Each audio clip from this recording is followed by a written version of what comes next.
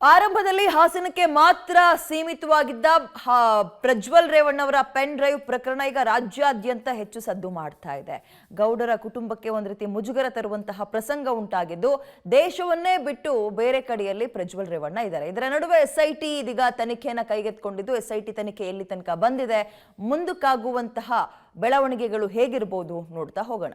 ಮಗನಿಂದ ಸಂಕಷ್ಟಕ್ಕೆ ಸಿಲುಕ್ತಾ ರೇವಣ್ಣ ಕುಟುಂಬ. ಜೈಲು ಸೇರ್ತಾರ ಹಾಸನದ ಸಂಸದ ಪ್ರಜ್ವಲ್ ರೇವಣ್ಣ.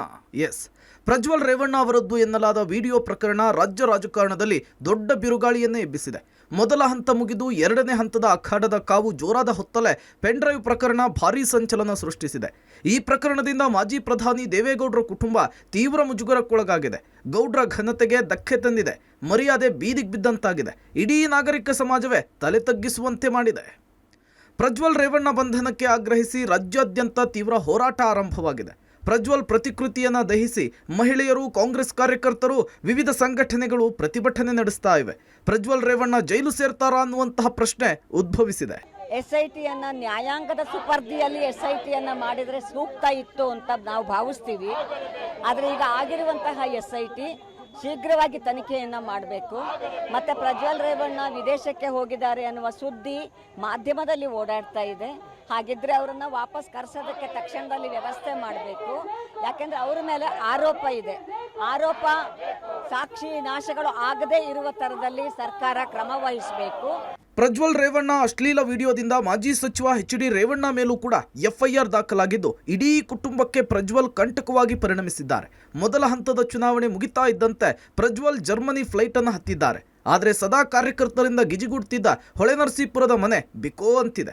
ಜಿಲ್ಲೆಯ ಜೆಡಿಎಸ್ ಶಾಸಕರು, ಮುಖಂಡರು ಹಾಗೂ ಕಾರ್ಯಕರ್ತರು ಫುಲ್ ಸೈಲೆಂಟ್ ಆಗಿದ್ದಾರೆ. ಈ ಘಟನೆಯಿಂದ ದೊಡ್ಡಗೌಡರ ಕುಟುಂಬಕ್ಕೆ ಬರಸಿಡಿಲು ಬಡಿದಂತಾಗಿದೆ.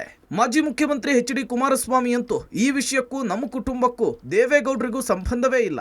ರೇವಣ್ಣ ಅವರ ಮಕ್ಕಳು ಬೇರೆ, ನಮ್ಮನೆ ಬೇರೆ, ಅವರ ವ್ಯವಹಾರವೇ ಬೇರೆ, ನಮ್ಮ ವ್ಯವಹಾರವೇ ಬೇರೆ.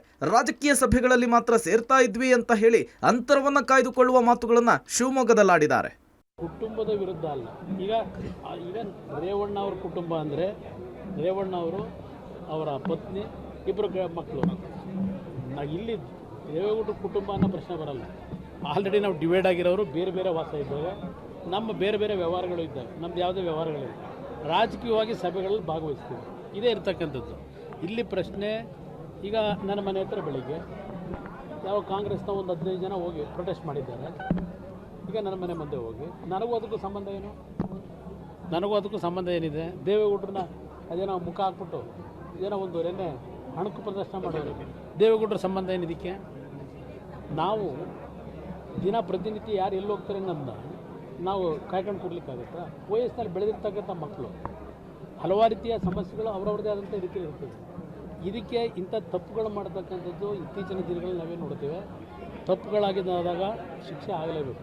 ಒಟ್ನಲ್ಲಿ ಲೋಕಸಭಾ ಚುನಾವಣೆಯನ್ನು ಮುಗಿಸಿ ಗೆಲುವು ಸೋಲು ಲೆಕ್ಕಾಚಾರದಲ್ಲಿರಬೇಕಾದ ಹಾಸನ ಜಿಲ್ಲೆಯ ಜನರು ಪೆನ್ ಡ್ರೈವ್ ಎಬ್ಬಿಸಿದ ಅಲ್ಲೋಲ ಕಲ್ಲೋಲ ಚುನಾವಣೆಯ ಫಲಿತಾಂಶವನ್ನೇ, ಚರ್ಚೆಯನ್ನೇ ಬುಡಮೇಲು ಮಾಡಿದೆ. ಸದಾ ರಾಜಕೀಯ ವಿಷಯದಲ್ಲಿಯೇ ಚರ್ಚೆಗೆ ಗ್ರಾಸವಾಗ್ತಿದ್ದ ದೊಡ್ಡಗೌಡರ ಕುಟುಂಬಕ್ಕೆ ಕಾರ್ಮೋಡ ಕವಿದಿದೆ. ಮುಂದಿನ ದಿನಗಳಲ್ಲಿ ಇದು ಯಾವ ತಿರುವನ್ನು ಪಡೆದುಕೊಳ್ಳುತ್ತೆ ಅನ್ನೋದನ್ನ ಕಾದ್ ನೋಡಬೇಕಿದೆ. ಕ್ಯಾಮರಾಮನ್ ನಾಗರಾಜ್ ಜೊತೆ Shashidhar BC, public TV, Hassan.